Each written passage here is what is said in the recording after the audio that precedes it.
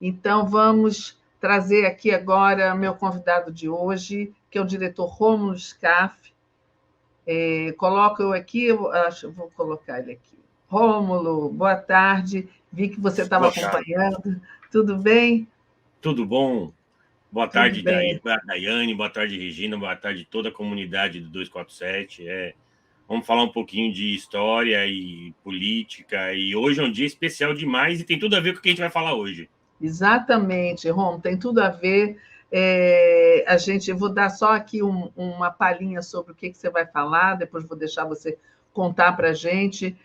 O Romo, junto com o Teotônio Roque, fez um documentário chamado A Natália, Filha deste Solo, que é um documentário sobre a Natália Melo Alves, e ele conta a história esquecida da Natália, que foi assassinada pela ditadura militar. Antes de você começar a contar, eu queria até fazer aqui também um parênteses, dizendo que a nossa colega, minha amiga aqui, jornalista Denise Assis, ela fez uma reportagem sobre a Natália, que envolveu a história da Natália. Em 2011, ela publicou no Brasil de Fato, e essa reportagem trouxe de volta a história dessa mulher que estava esquecida, que foi presa, torturada. Ela era uma jovem militante e foi ser viciada, estuprada repetidas vezes, morreu por conta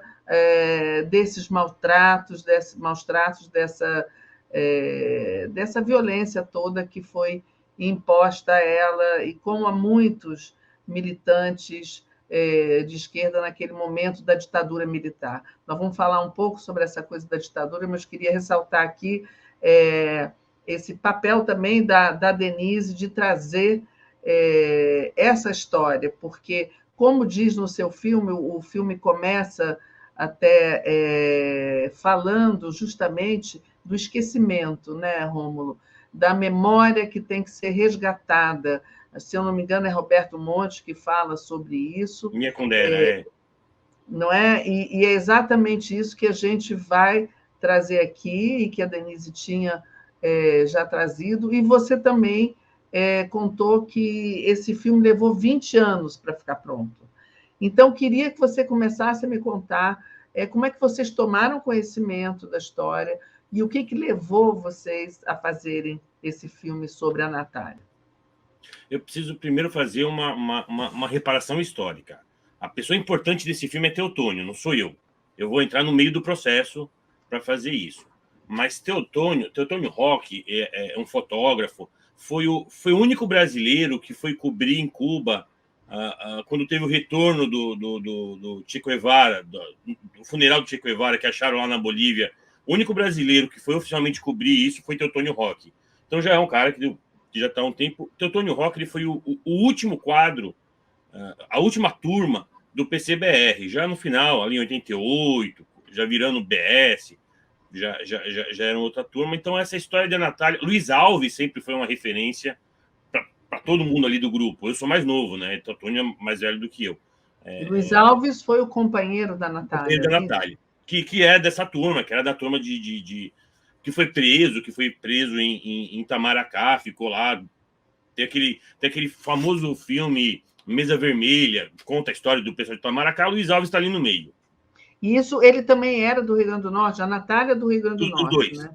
os Os dois. dois. Eles se conheceram em Mossoró. O Rio Grande do Norte tem duas mulheres que tombaram na luta de 64. Uma foi Lígia, mas Lígia, ainda criança, foi para São Paulo, aí foi para USP, foi para Valpamares, foi o pessoal para a luta armada, então ela não tinha muita referência de Natal. Ela nasce em Natal, Lígia, mas ela vai crescer em São Paulo. A Natália, ela nasce no interior do Rio Grande do Norte. Ela nasce numa cidade chamada Frutuoso Gomes. O pai dela trabalhava na ferrovia, e quem trabalha em ferrovia acaba se mudando de cidade. E uma cidade maior que tinha na região de Frutuoso Gomes era Mossoró. A Natália vai para Mossoró. Mas eu já vou contar a história do filme. Eu vou primeiro contar a história da Não, Natália. Eu vou primeiro contar a história do filme. E claro, aí, pode ir. Teotônio Roque, também é documentarista, cineasta, ele vê uma história de amor linda entre duas pessoas revolucionárias, entre duas pessoas que optaram juntos irem para a Revolução, né? Aí eles vão para a Zona da Mata, né? A Natália, ela tinha uma facilidade de coletivização. Ela vai usar o método Paulo Freire para educar as pessoas na Zona da Mata. Ela vai se misturar junto com as costureiras, bordadeiras da região dos camponeses da região da Mata. O Luiz vai fazer várias atividades para...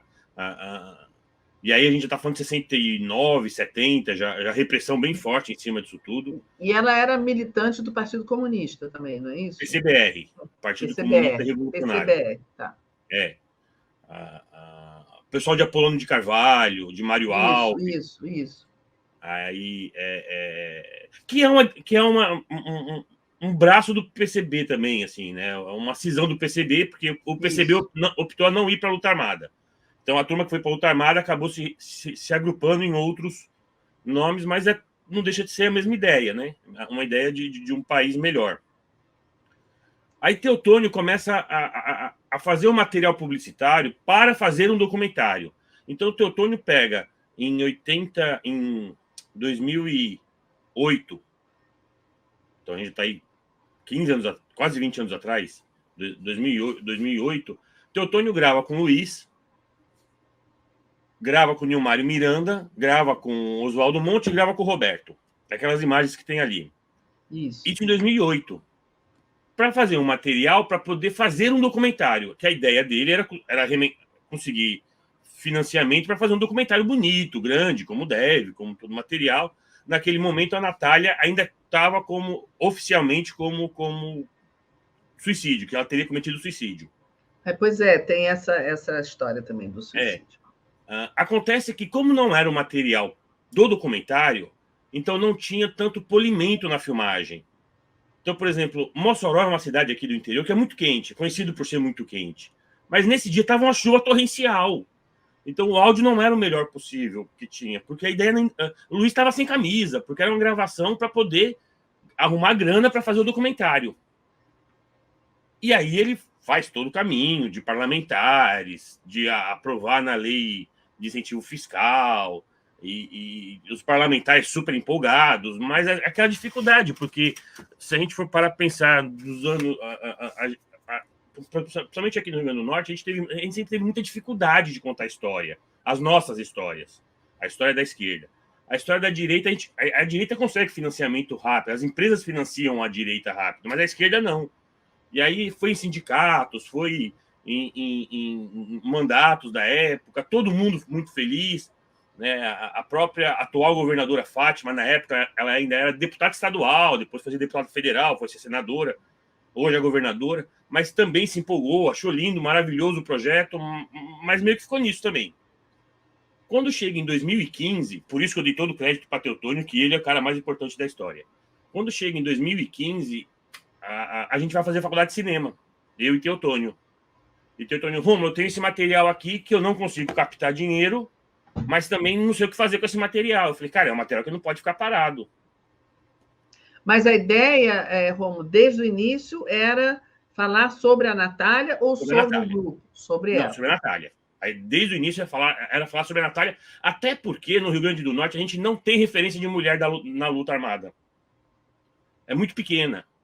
A gente vai ter, por exemplo, em 1935, quando o Natal vai ter 5 dias sob domínio comunista, né, a insurreição comunista de 1935, a gente teve um batalhão feminino que foi regimentado por Amélia Reginaldo, mas também muito pouco se fala sobre ela. A gente tem só uma pesquisadora, que eu saiba, só tem uma pesquisadora que pesquisou sobre Amélia Reginaldo em 1935, mas também se fala muito pouco sobre a função da mulher. E aí continuando na história. Aí chega em 2015, Teotônio vira para mim e fala, tá aqui esse material, não sei o que fazer. Porque eu não consigo arrumar dinheiro, não consigo arrumar grana, tá com um problema sério esse material, porque o áudio de Luiz, por exemplo, era muito difícil de escutar por causa da chuva. Eu falei, Teotônio, me dá isso aqui, eu vou ver o que eu faço. E aí a gente começa a tentar limpar o áudio, a melhorar o áudio, a melhorar a qualidade, a separar os trechos. E aí eu tinha um problema sério, eu tinha um incômodo muito sério. Eu tinha um documentário que falava de uma mulher e tinham 4 homens falando. Falei, tá errado também. Eu preciso de uma mulher falar nessa história. Se eu não achar uma mulher para falar nessa história, eu não tenho um documentário. Não fazia sentido na minha cabeça ter um documentário. E aí, maravilhosamente, Teresa Vilaça, que era companheira de a Natália, que era o projeto desde o início, da gente arrumar grana para poder viajar para Salvador, porque a gente está no Rio Grande do Norte. Teresa está lá em Salvador. Aí, desde o início, a ideia de arrumar grana para poder ir em Salvador, para poder filmar com Teresa, para contar a história de Natália. Mas a gente a também não... Teresa, o depoimento dela é muito forte, é bem bonito. Elas eram companheiras no Rio Grande do Norte? Não, ou... em Recife. Em Recife. Já na clandestinidade, quando a Natália vai para Recife. A Natália foi presa em Recife, né? Ela foi presa no interior de Pernambuco, numa cidade chamada Gravatá, que é um pouco mais para cima de Recife. Tá. Mas quem recepciona a Natália em Recife é Teresa. Teresa é pernambucana, hoje mora na Bahia, mas Teresa é pernambucana. E Teresa é quem acolhe Luiz e a Natália. E no próprio... Eu não sei se entrou no documentário, mas eu acho que sim. A própria Teresa falava que era bom para eles que tivesse um casal. Que para a sociedade era mais fácil o convívio. Né? Dava menos problema das pessoas denunciarem, porque era um casal, e era realmente um casal. A Natália, muito calma, muito tranquila, muito serena sempre. Né? Então, quem ia para o mercado era a Natália, que ela era uma pessoa livre de, assim, sem suspeita. Aí, tudo bem, a gente consegue gravar com Teresa, a gente consegue depoimento com Teresa pela internet, por meios digitais. Ainda quero ir para Salvador gravar com Teresa e repor aquelas imagens, mas a gente grava pela internet, que é o que a gente possibilitou. Quando chega em 2020, eu falei, vou lançar o documentário. Vem a pandemia. Aí eu falo, não vou lançar na pandemia, porque é o tipo de filme que só vale a pena a gente mostrar se tiver um debate, se a gente conversar sobre ele. Não é um filme simplesmente para você jogar, assistir, tudo bem, legal. Pelo menos na minha cabeça, só vale a pena a gente ver esse filme e debater ele, debater o que foi a luta, o que foi 64. O que foi a ditadura, né? Sobre a ditadura, né? Depois até eu vou te falar que eu fiz aqui uma lista de coisas que eu quero falar. Tá bom, tá bom. Não, porque é mais do que falar sobre ditadura, é falar sobre memória e esquecimento. Isso. Porque durante toda a história do Brasil, a gente foi apagando a história. Durante toda a história do Brasil, assim, se a gente pega... A gente teve uma comissão da verdade entre 45 e 47, feito pelo PCB, feito pela turma de Marighella, de Gregório Bezerra. E ninguém sabe que teve essa comissão da verdade de 45. Né?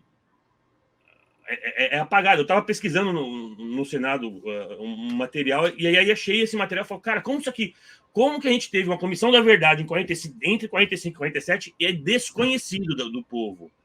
Essa memória desconhecida. E tem mais uma coisa, Rômulo, que eu acho, não sei se você anotou isso aí também, o fato dela ser o fato de ser raro uma mulher na guerrilha, na militância, o fato dela ser mulher também ajudou no esquecimento, porque mesmo dentro da própria militância, da própria luta, as mulheres estavam sempre meio em segundo plano. E ela, enfim, ela era uma militante, como todos os outros homens, e, no entanto, acho que esse dado ainda ajuda mais a não ter essa memória, né? Eu acho que é um agravante pior. Nesse sentido, eu acho que é um agravante pior.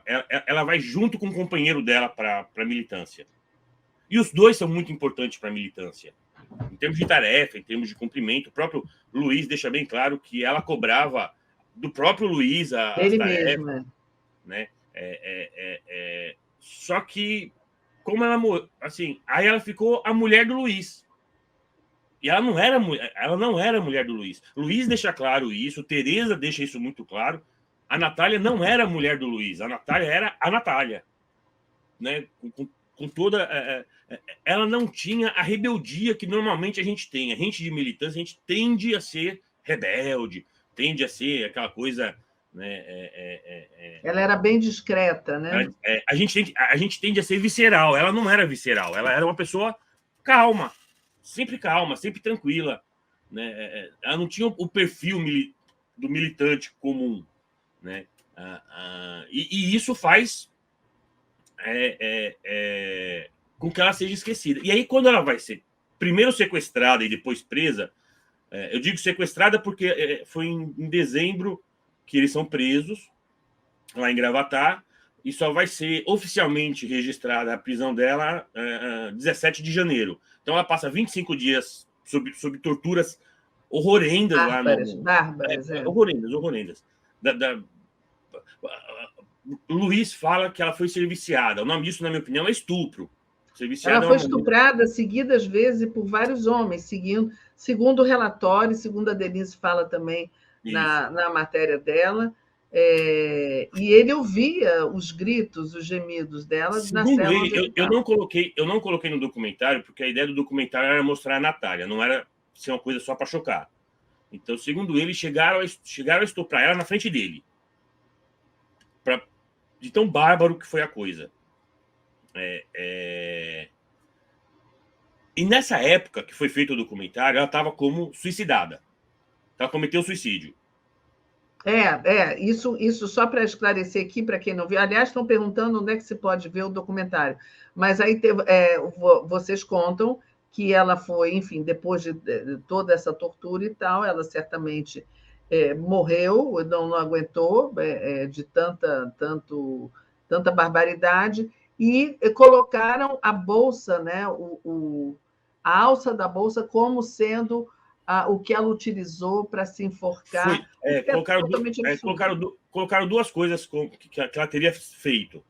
Que ela pegou a bolsa dela, enrolou no pescoço, enrolou no registro de chuveiro, que é mais ou menos nessa altura aqui, e ela pulou do registro de chuveiro o suficiente para cometer um suicídio. O que é impossível você cometer um suicídio de algo menor que você.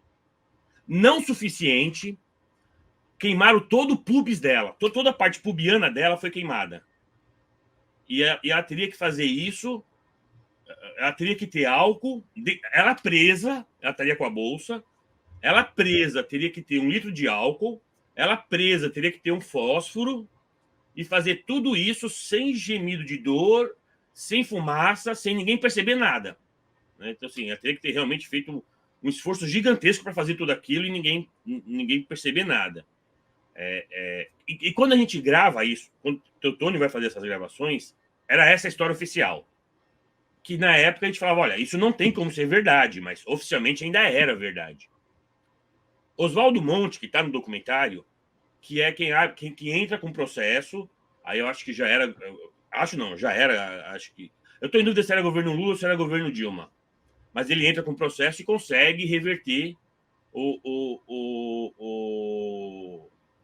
registro de óbito e consegue provar que aquilo ali foi um crime do Estado, não foi um suicídio, e sim foi um crime cometido pelo Estado. E aí a gente consegue refazer a certidão de óbito de Natália. Mas, e aí, por que eu segurei? Aí teve 2020, veio uma pandemia, mas eu podia ter lançado no ano passado. E por que eu segurei para lançar agora?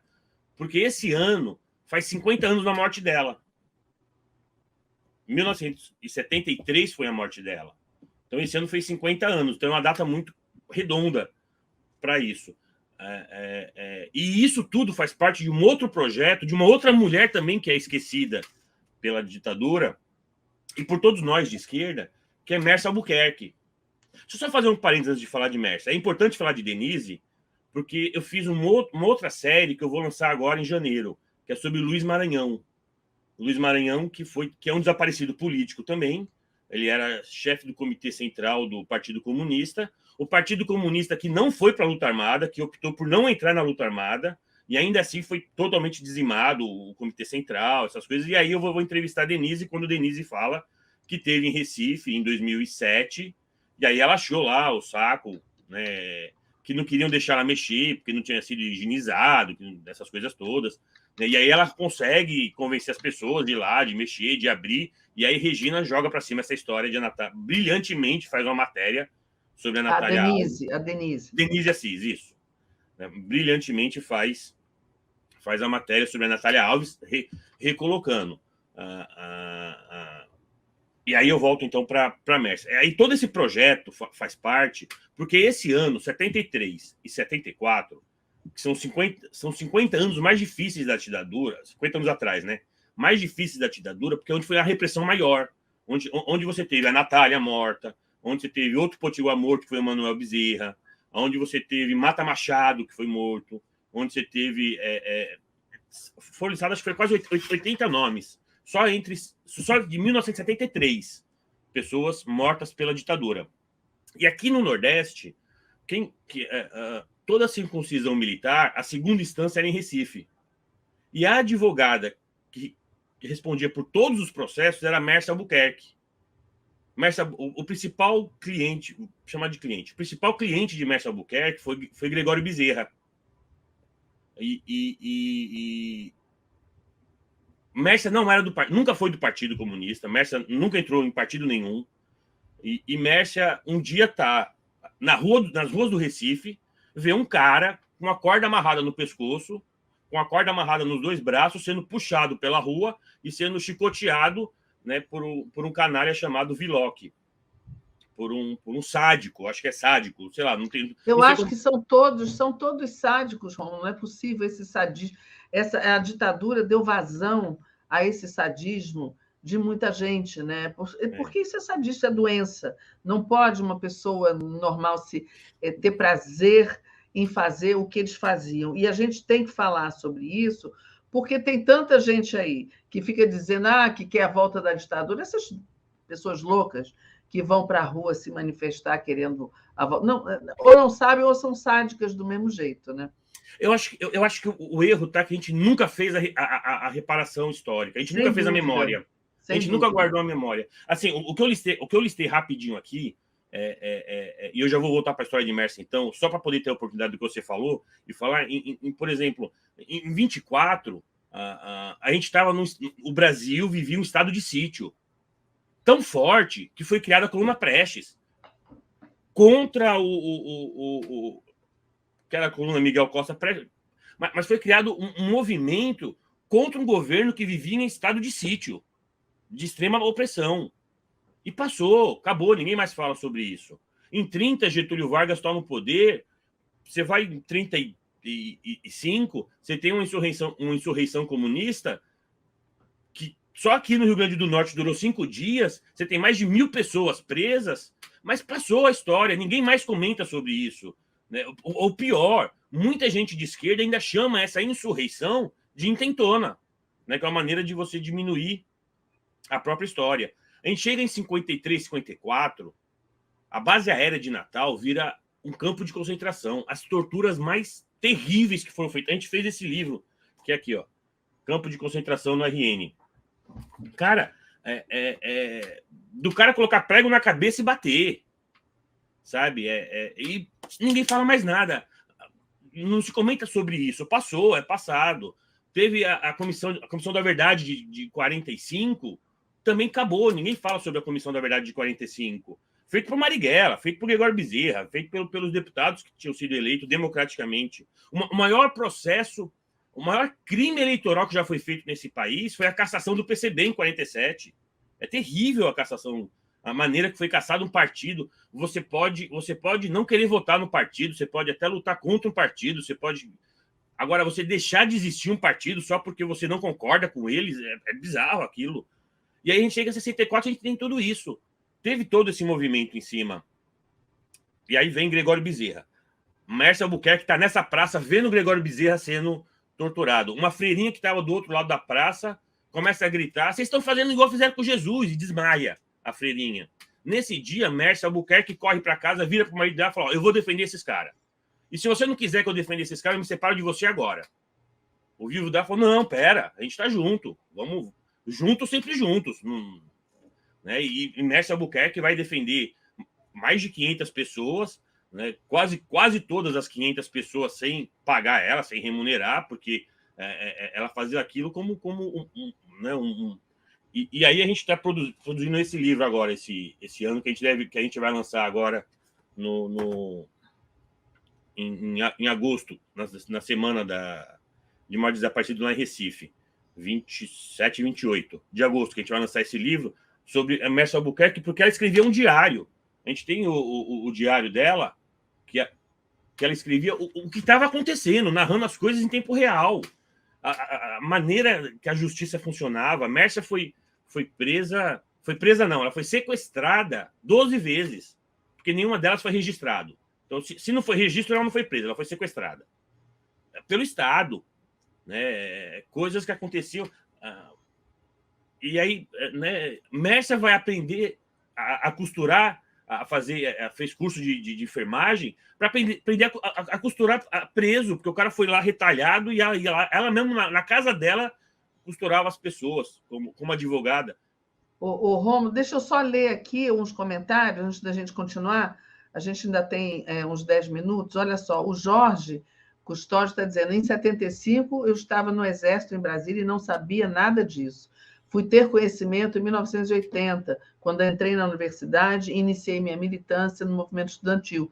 E isso para muita gente. Olha, a Elizabeth Coutinho também. Eu era alienada até então. Acordei e adquiri consciência quando li Brasil Nunca Mais, de Dom Paulo Evaristo Arnes, né? Dom Paulo, querido Dom Paulo. Então, isso que a gente está fazendo e esses livros, esses filmes, documentários, são importantíssimos para que as pessoas que não sabiam, ou porque não eram nascidas, ou porque eram alienadas, não tinham conhecimento, para que elas tomem conhecimento, para que isso não se repita. Né? A gente tem... queria dizer também, antes de você continuar, as pessoas estão perguntando onde é que elas podem ver o documentário. Está no YouTube? Não. Vai estar em alguma plataforma? Não, por enquanto eu só estou fazendo exibição aonde chama a gente vai e exibe. Um dia eu vou pôr no YouTube, mas é porque eu acho que colocar no YouTube só por colocar eu tenho dificuldade, porque não gera debate. Eu acho que é legal quando a gente gera o debate. Entendeu? Mas eu acho que mesmo sem... podendo mostrar e tendo debate, é claro que é muito melhor. Mas o documentário, ele também fala por si, né? Ele mostra... e tem uma cena que eu acho até bem emocionante ali, que o Luiz fala, quando ele diz que teve um momento que um policial trouxe, assim, coisa de 1 minuto, trouxe a Natália para ele ver, eles não podiam nem se falar, né? E ela pediu ao policial se podia dar um beijo nele, e aí ela chegou perto dele, cochichou e disse para ele: eu não entreguei ninguém. E ele não viu mais ela, e logo depois disso ela foi morta, e ainda com essa desculpa de que foi suicídio. Mas então eu acho que em algum momento era legal vocês botarem. A gente vai pôr na Pós-TV DHNet, que é um canal que a gente tem, que tem lá muita coisa nossa lá, gravações. E a Aparecida está dizendo: põe no 247. Pronto, pode ser também, se quiser é de vocês. Mas, mas a gente vai pôr. Talvez eu não coloque agora nesse iniciozinho, né, porque a gente lançou agora ontem foi o lançamento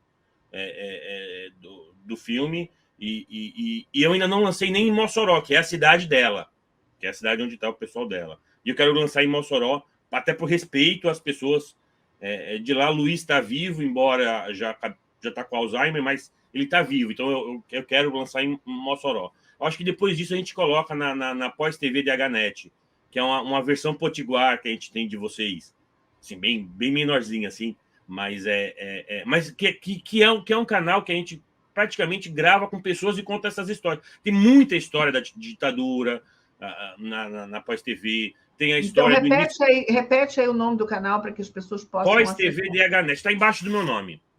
Tá certo. Pós-TV DHNet. Isso, que tem no YouTube. Então, a gente tem lá, por exemplo, a gente gravou com todas não, né? Mas a maioria das pessoas que fundaram o PT aqui no estado, que foram para o Colégio Sion. A gente gravou com, por exemplo, essa bandeira que está aqui atrás de mim, a bandeira de Pé no Chão Também Se Aprende a Ler. Foi a maior campanha de educação que houve no Rio Grande do Norte, que alfabetizou em 4 anos mais de 20 mil pessoas, que era umas palhaçadas que fazia, e aí foi... A primeira coisa que a ditadura fez foi acabar com esse projeto. E aí a gente gravou com o secretário de Educação da época. Então, tem muita história lá na DHNet sobre muita coisa, assim, sobre movimento de direitos humanos. Então, lá tem próprio BOF nos anos 80. Roberto Monte, que é o parceiro nosso aqui da DHNet, que é quem está desde os anos 70 colhendo informação, junto com a esposa dele, Maíse Monte. Maíse, que foi a primeira documentarista do Rio Grande do Norte, a primeira mulher a pegar a câmera e começar a registrar as coisas, isso ainda lá nos anos 80. Então, dos anos 80 para cá, tudo que pôde se gravar no Rio Grande do Norte, a gente gravou e de alguma maneira está lá. O que não está lá, a gente ainda está digitalizando para colocar. Mas a ideia é colocar tudo lá. Roberto chegou a fazer parte do início da TVT, junto com o pessoal. Mas isso é outra conversa. O pessoal aqui está pedindo, olha, o Paulo dizendo, olha, sou pernambucano, amo meu Nordeste, eu gostaria muito de ter acesso a esse documentário, enfim, várias eu pessoas... queria, então, falar para ele que é pernambucano, que a gente vai ter 2 oportunidades de exibir ele lá em Recife. A gente vai estar dia 28 de agosto no Encontro Norte-Nordeste de Mortos e Desaparecidos. E a Maria Antônia dizendo, documentário é um documento, precisa ser público. Vai ser público. Vou colocar público. Estamos aguardando, vai todo mundo aguardar aqui. Olha, e a Lourdes dos Santos disse que já se inscreveu na Pós-TV DHNet. Pronto. Tem muito vídeo bom lá, tem muito movimento de direitos humanos, todo o início do movimento dos direitos humanos está praticamente lá. E aqui, a gente no Rio Grande do Norte, eu sou paulista, mas moro aqui há 15 anos. Então, eu já falo a gente do Rio Grande do Norte. Rômulo, olha só, a senhorinha Soares da Silva dizendo, qual o contato para convidar Rômulo para exibir? Quando vier para Mossoró, vir para Fortaleza. Ela deve ser de Fortaleza. A gente vai para Mossoró, a gente vai para Fortaleza, a gente está conversando com o Shoa, que é juiz, esqueci o primeiro nome dele, a gente fala só o Shoa, mas e com o Mário Mamed para a gente ir em Fortaleza para lançar esse livro, que é esse livro que a gente está para lançar agora. Que assim como Wanda Sidu era no Ceará, Mércia Albuquerque era para 5 estados. Em Pernambuco. Era em Pernambuco, mas era para 5 estados. Mas você tem um contato? Quem quiser contatar você para... Pode mandar e-mail, que é pela Pós-TV? pós-tv@dhnet.org.br. .org.br. Olha só, a gente tem assim 4 minutinhos aqui. Queria que você falasse o que você acha mais importante antes da gente terminar. O que eu acho mais importante é a gente preservar a memória, resgatar a memória, entender que o Brasil não começou agora e que a luta social não começa agora. O que mais me incomoda é essas histórias não serem contadas. Não precisa ser o melhor vídeo, não precisa ser da melhor maneira, não precisa ser do melhor equipamento, mas essas histórias têm que ser contadas. Porque é só contando essas histórias que os Bolsonaros da vida não voltam. Sabe? Se a gente não souber que o ministro do GSI era o ajudante de ordens do Frota, do ministro Frota, da parte mais dura da ditadura, foi o cara que era o chefe do GSI do Bolsonaro. Então, essas coisas, para mim, não podem passar impune. Então, a memória precisa ser muito preservada. A gente tem que resgatar muito a memória, a memória nossa, do nosso povo, do nosso Brasil, do nosso Nordeste. A gente aqui na DHNet é pequenininho, mas a projeção que a gente consegue, mesmo sendo pequena, com isso, é chegar nessas pessoas e falar, olha, existiu uma história, e essa história precisa ser contada. Algumas pessoas já foram contadas. Esse documentário, logo eu vou deixar público. Eu só vou esperar para passar primeiro em Mossoró. Depois de Mossoró, eu deixo ele público para todo mundo assistir. O 247, se vocês quiserem, podem pegar. Eu acho que isso, sabe, não... acho que é copyleft, né? Copyright, sei lá. Eu acho que é público mesmo. Eu acho que as coisas têm que ser distribuídas da maneira melhor. E eu quero agradecer todo mundo. E sempre que vocês precisarem de qualquer coisa, a gente está por aqui. Tem mais coisa para sair. Tem um livro que vai sair. A gente...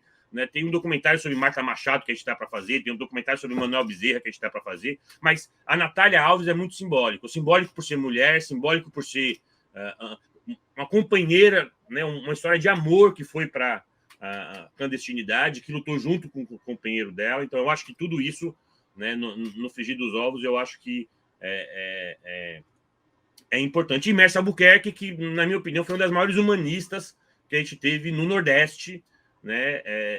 Discípula de Sobral Pinto, que eu acho, na minha opinião, até hoje, eu sou de história, não sou do direito, mas até hoje aquela petição dele para Harry Berger, eu acho que todo mundo deveria ler aquilo para entender o que defender uma pessoa mesmo contra suas convicções, né? Sobral Pinto, que era um conservador, defendendo Harry Berger e aquela coisa maravilhosa que ele faz como petição. Eu quero só agradecer muito você, Regina, agradecer a Denise que uniu a gente e tem muita coisa que a gente está produzindo e vamos continuar produzindo, contar essas histórias que para o Brasil ser melhor a gente precisa conhecer nosso passado.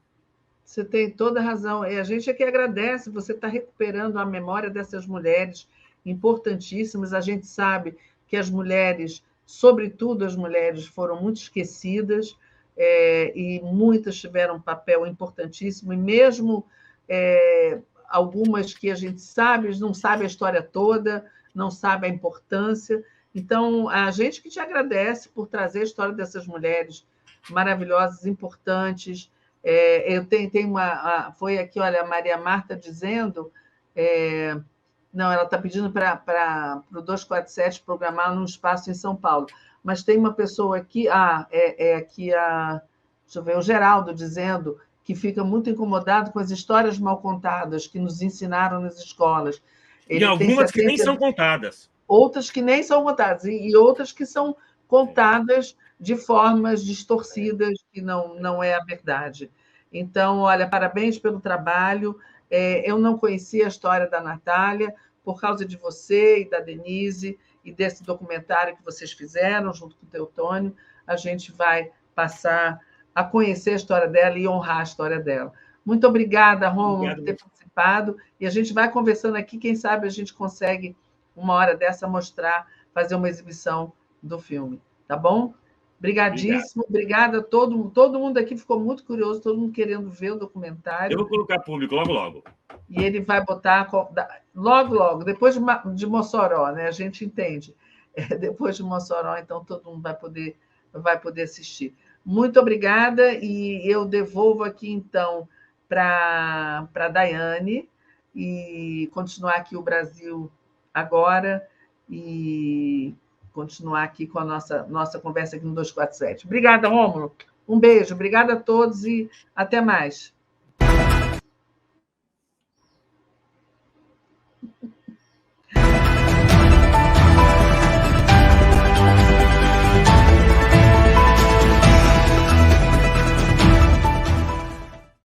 Sempre assim, eu acho que ela vai, ela acha que eu vou, aí a gente vê que nenhuma das duas vai e aperta junto aí da nisso ali, daquele tilt. Parece que é de propósito, mas é super jeitão aqui que a gente tenta administrar os botões. Obrigada, Regina, super entrevista. Quanta informação, né? E quanta coisa ainda que o país desconhece, né? Quantas pessoas do nosso país desconhece, quantas histórias do nosso país desconhece. É preciso resgatar tudo isso. Parabéns pelo trabalho feito pelo Rômulo e por todas as pessoas que estão aí. Certamente ele falou de exibir em breve, né, Regina, aqui no canal. Ele pretende primeiro fazer esse trabalho mais local, mas assim que ele quiser, o canal aqui está sempre à disposição. Nós temos aqui um super interesse em destacar essa história. Isso é um compromisso também aqui do 247. Parabéns, Regina, pela pauta. É sempre muito importante.